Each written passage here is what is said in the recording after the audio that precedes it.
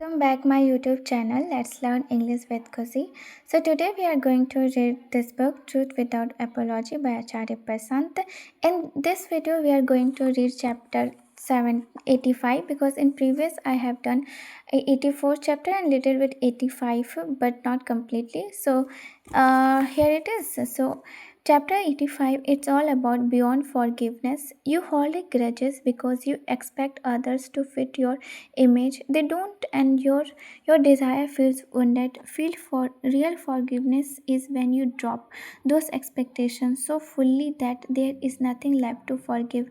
You expected people to behave in a certain way and they didn't, and your expectations empowered them over you while leaving you vulnerable. Relieve others of your expectation. The other is who they are, not the image you hold of them. It is only your desirous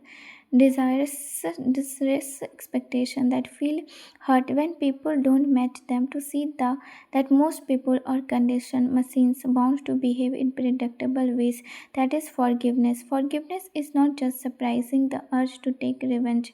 Real forgiveness is not needed to forgive at all. As long as you feel the need to forgive, you are still clinging to petty things in the mind.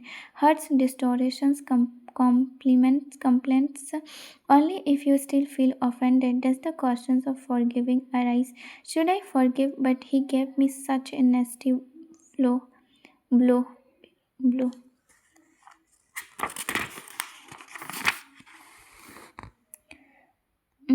Real forgiveness is when you have moved past those little things and have simply forgotten the hurt. Letting go becomes easier when there is something truly important to take care. Now it is thought, belief, and the trap of knowledge. Now, chapter 86, the stainless mind. To be unreactive is to have the lively capacity to respond consciously, not impulsively. It is to engage with all situations without letting the situations distort the one who engage. We need a mind that does not leap into a reactions, a mind that acts beautifully, fearlessly, but never compulsively or unconsciousness, one that moves not out of provocations but out of dirty. The more reactive you are, the more your actions become borrowed. They stop being yours. They become helpless echoes of what someone else did.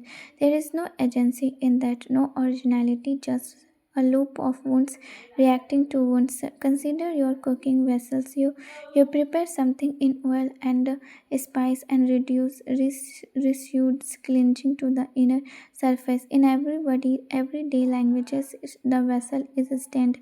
In the language of chemistry, a bond has formed. That which we call a bond in daily life, we call bondage in spirituality. Why does bonds even form? Because atoms are not perfectly stable. They feel incomplete. They carry excess energy, so they reach out, donating, expecting, or sharing electrons in search of rest. Hmm.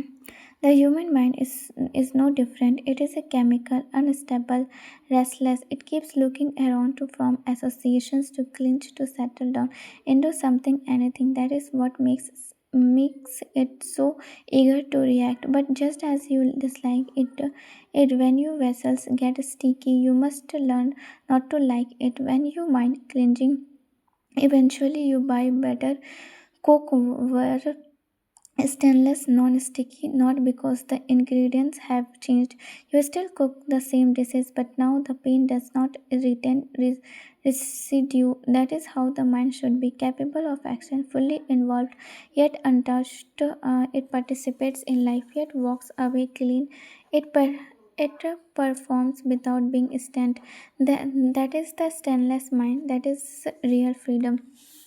Now, chapter 87, Fluency without insight is noise. When expressions comes from the rush of ignorance and desire, there is fear within due to absence of clarity. To offsets this fear, one depends on trick like willpower and confidence. In the prevailing culture, there is a strange and excessive emphasizes on public speaking. We have elevated confident expressions into a benchmark of intelligence, even of a person's worth. Confidence, especially when loud and shallow, has become the new idea.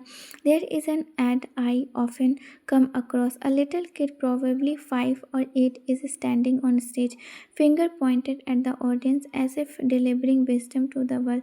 His face radiated a kind of rehearsed self assurance, sharp gestures, growing confident, theoretical expression, and this, it seems, is what the culture now aspires to: speak with flair, even if there is no substance, expressiveness without insights, volume without depth. The message is simple: if you speak fluently, you are worth listening to, and if you can confidently spout gibberish, you are celebrated. That is, this is what we know reward.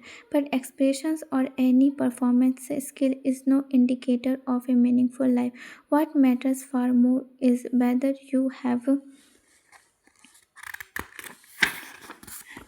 something worth expressions, and if you do, then manner of your expression becomes secondary. If you had to put it in a numbers, 95% of a value lies in the core, what you are actually seeing, living, and seeing 5%, if at all, belongs to external tools: your ancient vocabulary, fluence, postures, and confidence. And even that 5% is an overestimations. Where does quality come from? It comes from attentiveness,